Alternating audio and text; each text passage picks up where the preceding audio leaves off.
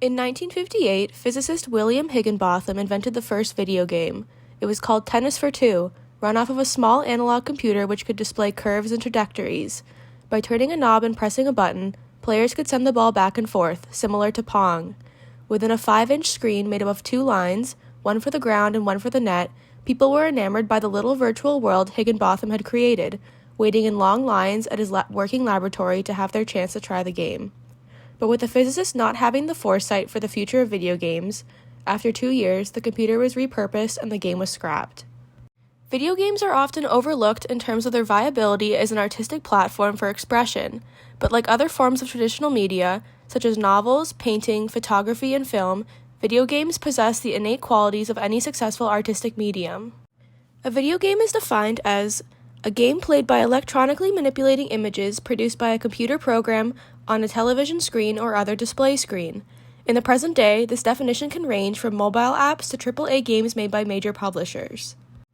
What all video games have in common, and where they differ from other forms of traditional media, is that they present a unique relationship with their viewer, who is no longer a passive viewer, but a player, as they are able to actively engage and participate with the medium. Video games were classified by Espen ARTH as ergodic texts, differing from other forms of media in that ergodic texts have a set of required rules for their use and intended perception, which results in successful and unsuccessful users depending upon how they abide by these requirements.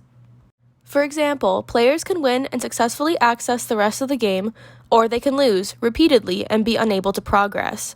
Players can also be unable to handle the controls of the game, and therefore be unable to engage properly with the text as intended.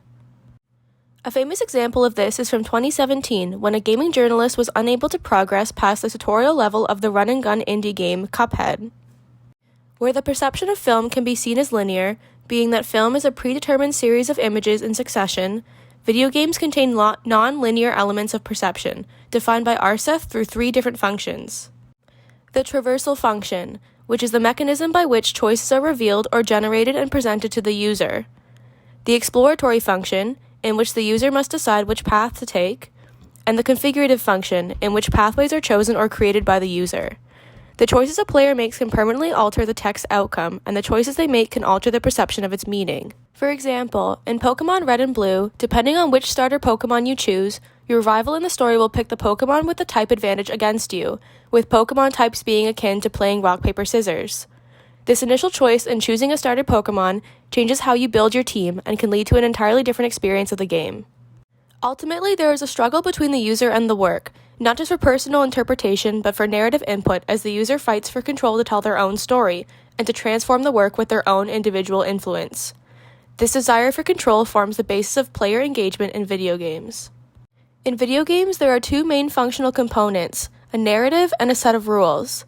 The term narrative can be many things, but in most cases it involves an overarching plot, or for some games, in a context or setting or environment. Narratives are told through elements such as visuals, sound, characters, environments, choices in story, or background lore. The set of rules in a game function to guide the player through the virtual environment. They often involve mimicking laws of physics, shown through representing dimensional space, boundaries, and determining controls. Despite narratives and rules implying a desire to reflect reality, realism is not always required for immersion. A player can be immersed in a 2-dimensional or pixelated game by visual believability, or, when a player makes an action, that action is reciprocated by the world and behaves under the set of rules that the game constructs. Glitches and game hacking would be examples of breaking immersion. When narrative elements and game rules successfully intersect, you have player engagement. Goals, objectives, achievements, winning and losing, and decision-making are all driven by the player's desire to interact with the world, which is the basis of gameplay. This engagement with the medium drives the formation of a new identity in the player, or a separate sense of self when we play video games. But what is this self?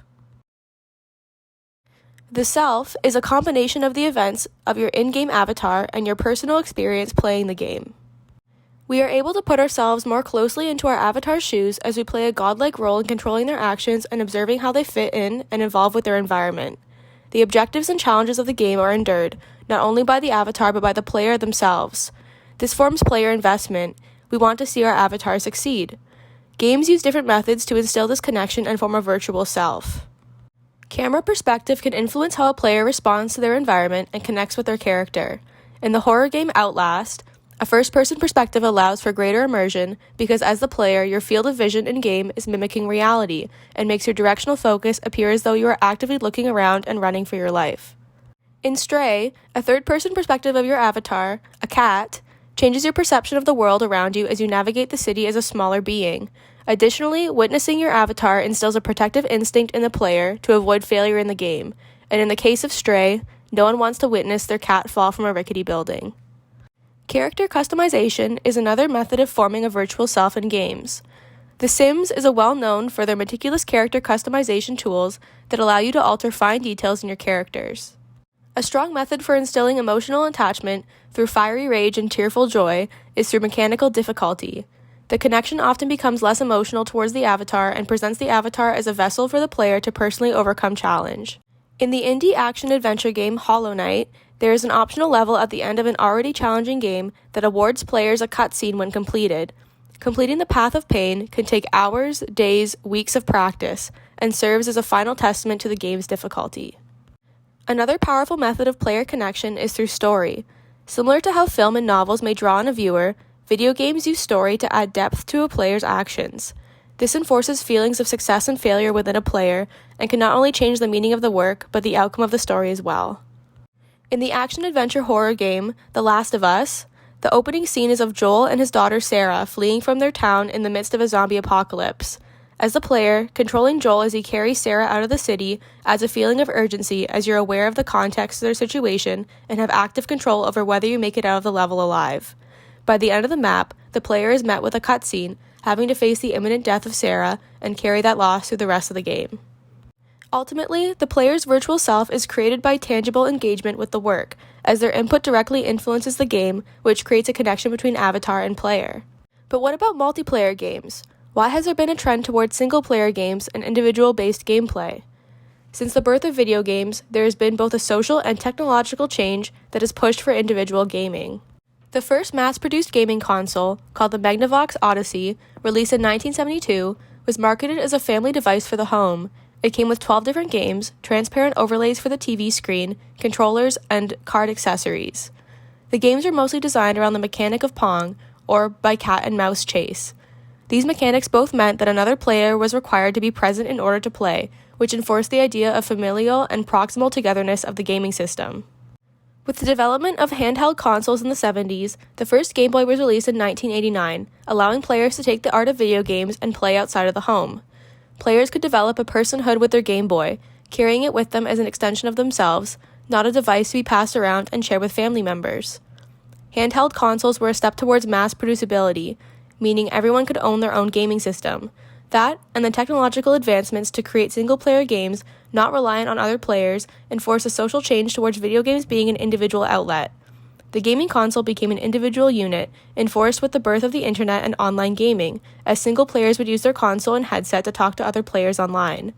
Personal login information, achievements, and customizations made the gaming experience feel more personalized and suited to the individual.